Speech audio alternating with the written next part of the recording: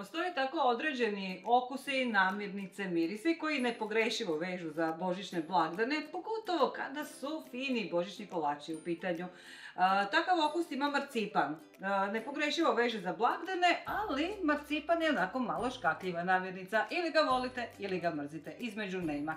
Ja sam uvijek spadala u ovu drugu skupinu, nisam preveliki ljubitelj marcipana, ali kada sam otkrila ove kekse s marcipanom koje ćemo danas napraviti, taj moj animozitet prema marcipanu se rasplinuo, a vidjet ćete i zašto. Zato što su ovi keksi savršenstvo bez apsolutne mane. Za vas nestrpljive, evo brzog recepta u par koraka.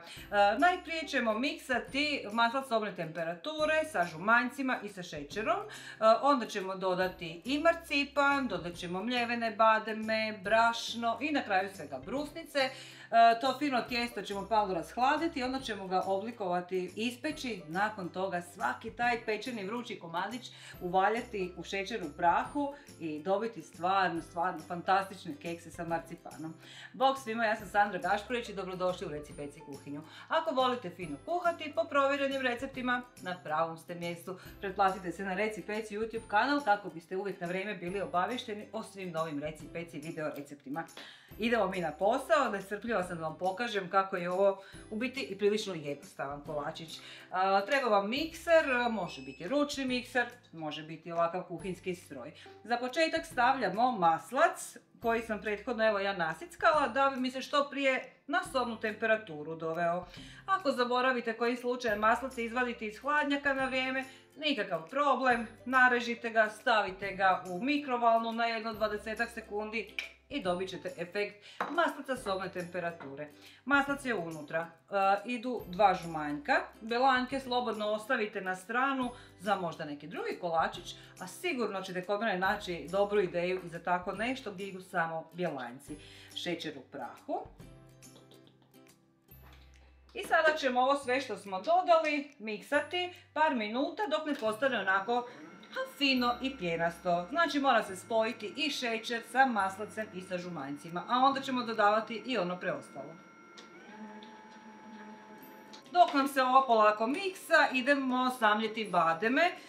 Znači 100 g badema u sjeckalicu kako bi se što više usitnili. Možete ovo napraviti na onu klasičnu mašinu za mljevenje oraha, ali bojim se da će tamo bademi biti pregrubo usitnjeni, a moramo ih dobiti što sitnije ih možemo usitniti. I zato je evo ovakav blender jako dobro došao. Sada nam je na redu marcipan. Marcipan treba nasickati na manje komadiće, dodati ga u ovu smjesu i sada polako i njega miksati pa jedno pola minute.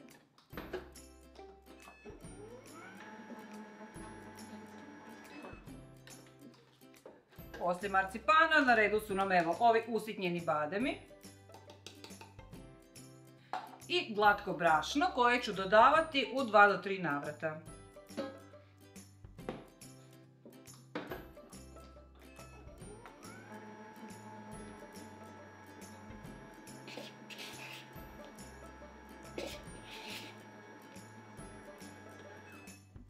I pod sam kraj dodajemo brusnice, sušene brusnice koje je dobro prethodno malo nasickati. Iako one jesu relativno sitne same po sebi, ali za ovu vrstu keksića ipak su malko prekrupne, pa ih je dobro nožem ovako malo usitniti, dodati netom prije nego što nam se smjesa potpuno ovako pomiješala i nastaviti miksati dok ne postane potpuno kompaktno.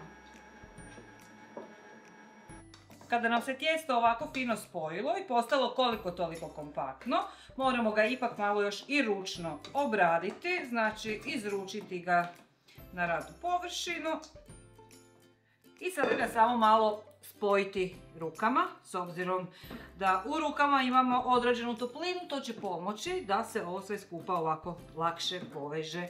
Znači napravimo ovako kuglu, deblji valjak, kako god hoćete. Evo ga, odmah se lijepo spojilo do kraja. A kako bismo sa tijestom puno lakše radili keksiće, moramo ga malo ohladiti, pa sada ovu kuglu tijesta zamotati u prozirnu foliju sa svih strana kako nam se tijesto ne bi sušilo. i pospremiti u hladnjak na nekakvih 15 do 20 minuta. To će biti dovoljno da se maslac u tijestu onako malo stisne, pa ćemo puno lakše raditi kasnije sa njim. Nakon 40 minuta hlađenja ovoga tijesta, da, ostavila sam ga malo duže jer sam vidjela da se nije dovoljno stisnulo nakon 15 minuta, pa se to slobodno onda produži. Idemo sada tijesto oblikovati u keksiće, u stvari u male kuglice. Možemo ga ovako podijeliti na više dijelova, čisto da lakše radimo s njim, a i ne moramo. Znači uzimamo male dijelove tijesta, o vama ovisi koliko će to velike kuglice biti. Naravno, ako napravite male kuglice, bit će to mali keksići. Ako budu malo veće, onda će biti veći. Ali u prosjeku, znači, koliko bi ovo bilo? Otprilike 2 cm, 2,5 nekako je optimalna veličina kuglica i odlažemo ih u pripremljene limove za pečenje koje je dobro prethodno obložiti papirom za pečenje. I tako od sve ove mase oblikovati male kuglice.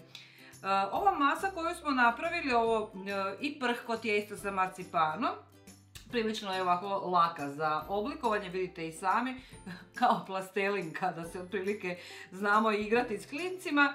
A htjela sam samo napomenuti da ove keksiće možete napraviti možda u malo jednostavnijoj i brže varijanti. Tako da u tijesto ne stavite ovoliko brusnica, nego na pola manje. Napisat ću vam dolje u opisu videa te količine, jer u tom slučaju ako bude manje brusnica, onda će se ovo tijesto puno lakše oblikovati u valjke, tanke valjke, otprilike 2 cm debele valjčiće, i onda te valjke samo onako izrezati na male komadiće i na taj način napraviti puno brže veću količinu keksa koji će biti evo istog okusa, ali brži za oblikovanje.